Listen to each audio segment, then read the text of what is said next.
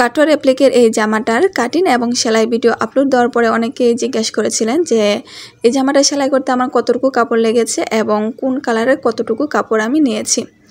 তো এই জামাটা আমি দুইটা সেলাই করেছিলাম। এটা হচ্ছে মানে সিঙ্গেল কাটওয়ার্ক আর একটা হচ্ছে ডাবল। তো দুইটা জামাই আমি সেলাই করেছিলাম। আর এই জামাটা কিন্তু অনেক আগের, প্রায় 6-7 মাস আগের করা। তো ওই ভিডিওতে অনেকে কমেন্ট করেছেন, তো রিপ্লাইও আমি দিয়েছি, আপনারা হয়তো বুঝতে পারেননি। তো তার জন্যই মূলত এই ভিডিওটা আমার করা। এটা হচ্ছে হলুদ আর নীল দুইটা কালার দিয়ে আমি এই জামাটা করেছিলাম। তো দেখতেই পাচ্ছেন জামাটা কিন্তু অনেক আগের, পুরাতন হয়ে গেছে। তো ভাবলাম ভিডিওটা আমি দিয়ে দিই, হয়তো কারো উপকারে আসতে পারে, কেউ যদি চায় সেলাই করতে পারে। তো এখানে আমি হলুদ কাপড় নিয়েছি 2.5 গজ এবং নীল কাপড় নিয়েছি হচ্ছে 2.5 গজ। দুইটা কাপড় মিলে হচ্ছে 5 গজ। 5 গজ কাপড়ে আমার দুইটা জামা হয়েছে। তো 5 গজ কাপড় নিয়েছি, দুইটা জামা সেলাই করেছি। আপনারা চাইলে কিন্তু এখানে 2.5 গজ কাপড় নিয়ে এবং এক্সট্রা 4 গ্রাম মতন কাপড় নিয়ে যে মাঝখানে শুধু কাটওয়ার্কটা করার জন্য নিতে পারেন। তো ব্যাক পার্টে আমি সলিড রেখেছি এবং ফ্রন্ট পার্টে হচ্ছে গিয়ে আমি এই যে ডিজাইনটা করেছি। তো 2.5 গজ কাপড়ে আমি 3টা টুকরা করেছি এবং আর 2.5 গজ কাপড়ে আমি 3টা টুকরা করেছি। এই যে উপরে স্ক্রিনে যে দেখতে পাচ্ছেন এটা হচ্ছে ডাবল কাটওয়ার্ক, আর এই যে এখন যে জামাটা দেখতে পাচ্ছেন এটা হচ্ছে সিঙ্গেল। তো এখানে দেখতে পাচ্ছেন আমি একটা কাপড় নিয়ে নিয়েছি। এই কাপড়টা আমি আপনাদেরকে জাস্ট স্যাম্পল হিসাবে দেখিয়ে দিই যে এই কাপড়টা আমি হচ্ছে গিয়ে 2.5 গজ কাপড় এখানে ধরেন। তো 2.5 গজ কাপড়ে আমি 3টা টুকরা করে নিয়েছি। 3টা টুকরা করে তারপরে হচ্ছে হলুদ এক কালার এখানে দিয়েছি 1 পার্ট আর 2টা পার্ট দিয়েছি ওই জামাতে। আর এখানে নীল দিয়েছি 2টা পার্ট এবং হলুদ দিয়েছি 1টা পার্ট। এই হচ্ছে আমার মূলত 6টা পার্ট।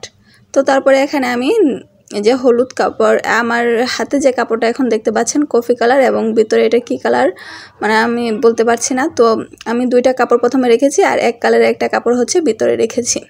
ভিতরে রেখে তারপরে সেলাই করে নিয়েছি। তো আমি আপনাদেরকে একটু স্যাম্পল হিসাবে দেখিয়ে দিই, আপনারা হয়তো বুঝতে পারছেন না। যদি আরেকবার এই জামাটা আমি করি অবশ্যই আপনাদের সাথে কাটিং এবং সেলাই শেয়ার করব। তো দেখতে পাচ্ছেন এখানে আমি একটা টুকরা কাপড় নিয়ে নিয়েছি এবং ভিতরে যে টুকরা কাপড়টা দিচ্ছি এটা হচ্ছে 1 ইঞ্চি পরিমাণে চওড়া। তো এটার ভিতরে রেখে তারপর উপরে আরেকটা কাপড় দিয়ে দিয়েছি। তো এখন আমি সেলাই করে নিয়ে আসলাম। তো সেলাই করার পরে এই যে খোলার পরে কাপড়টা দেখতে এই যে আসলে এরকম হবে। তো আপনারা যদি না বুঝতে পারেন তো আবারও কমেন্ট করতে পারেন, আমি আবারও ভিডিও তৈরি করে দেওয়ার চেষ্টা করব। তো এখানে 1 ইঞ্চি পরিমাণে চওড়া রেখে তারপরে সেলাই করে নিয়েছি আমি। আর তারপর 1 ইঞ্চি করে গ্যাপ রেখে আমি এখানে মার্ক করে নিয়েছি। এখানে 1 ইঞ্চি করে কাটিং করব। যদি আপনারা চাইলে 1.5 ইঞ্চিও নিতে পারেন, তাহলে বেশি বড় হয়ে যাবে, দেখতে আসলে ভালো লাগবে না। মোবাইলের স্ক্রিনে যে পিকটা দেখতে পাচ্ছেন এটা মূলত হচ্ছে ওরকম হবে। তো যেহেতু আমি মাঝখানে আলাদা কাপড় নিয়েছি, যদি আপনারা একটা জামা তৈরি করতে চান তাহলে কিন্তু এই যে এইভাবে করে কাপড় নিতে পারেন। মানে দুই সাইডে একই কাপড় থাকবে, শুধু মাঝখানে ডিজাইনটা এই যে এই কালার, মানে আপনাদের ইচ্ছে মতো যে কোনো একটা কালার দিয়ে কিন্তু ডিজাইনটা করে নিতে পারেন। তাহলে আর 2টা জামা সেলাই করার প্রয়োজন হবে না। তো এখানে আপনাদেরকে আমি দেখিয়ে দিচ্ছি আমি 1 ইঞ্চি পরিমাণে কিন্তু গ্যাপ রেখে কাটিং করে নিয়েছি। তারপরে এই যে এক সাইডে মানে হালকা একটু ভাঁজ দেব, এটা হচ্ছে কোনাকুনি যে একটা মানে ভাঁজ, ওইটা প্রথমে এক সাইড দিয়ে একটা ভাঁজ দেব, তারপরে আরেক সাইড দিয়ে আরেকটা ভাঁজ দিয়ে এখানে একটা কোন শেপ করে দেব, মানে মূলত হচ্ছে ত্রিভুজের যে আকৃতিটা সেম। তো আমি আপনাদেরকে আরেকটা ভাঁজ দিয়ে দেখিয়ে দিচ্ছি। তো এখানে কিন্তু বেশি একটা কাটা যাবে না, আমি কিন্তু কিছুটা পরিমাণে মানে রেখে কাপড় তারপর কাটিং করে নিয়েছি। বেশি ফাঁকাও রাখা যাবে না, আবার বেশি ছোট করেও কাটা যাবে না।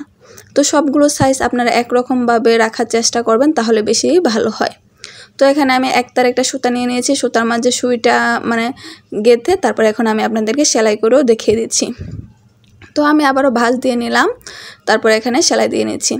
তো মূলত হচ্ছে ভয়েস দেওয়ার কারণে আমার ভিডিও মানে লং ভিডিও আকারে আপলোড দেওয়া হয় না। তো তারপর যদি আপনারা বুঝতে না পারেন কমেন্ট করে জানাবেন, আমি আবারও দেওয়ার চেষ্টা করব।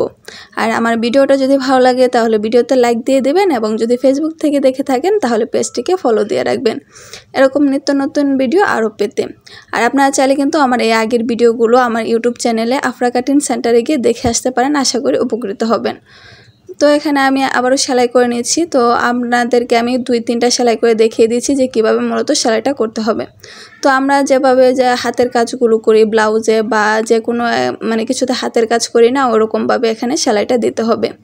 তো আবারও আরেকটা ভাঁজ দিয়ে নিচ্ছি। আপনারা আমার হাতের দিকে লক্ষ্য রাখুন, আসলে মানে কিছু কাজ আছে মানে বলে বোঝানো যায় না, একটু দেখে তারপরে বুঝে নিতে হয়। তো এই কাজটা আসলে এরকমই, একটু ধৈর্য সহকারে করতে হবে এবং দেখে বুঝে নিতে হবে। আর যে মাথার দিকে আমি ডাবল করে মানে সেলাইটা দিয়ে দিচ্ছি, যাতে এখানে উঁচু উঁচু হয়ে না থাকে এবং পরবর্তীতে ধোয়ার পরে যাতে ছুটে না যায়। তো জামাটা হচ্ছে গিয়ে আমার প্রায় 6-7 মাস আগের করা। তারপরে দেখতে পেয়েছেন যে কতটা সুন্দর, এখনও একটুও সেলাই কোনো কিছুই হয়নি, একদম সবগুলো সেলাই সমান আছে। তো এই যে সেলাই করার পর দেখতে এরকম হবে। আমি অফ ক্যামেরায় সেলাই করে নিয়েছি, একটু বেশি করে সেলাই না করলে আসলে দেখে বুঝতে পারবেন না। তো তার জন্য সেলাইটা করে নিয়েছি। এই যে দেখতে পাচ্ছেন এটা হচ্ছে আমার আগের জামাটা, কতটা সুন্দর এখনও আছে। মানে সেলাইটা যদি আপনি একটু ধৈর্য সহকারে ভালোভাবে দেন তাহলে কিন্তু সুন্দর হবে। তো আপনারাও কিন্তু বাসায় বসে এরকম ডিজাইনের জামাগুলো তৈরি করে নিতে পারেন। আর ডাবল কাটওয়ার অ্যাপ্লিকের যে জোড়াটায় যে এরকমভাবে হবে, এই সাইড দিয়েও হচ্ছে 1 ইঞ্চি পরিমাণে কাপড় থাকবে।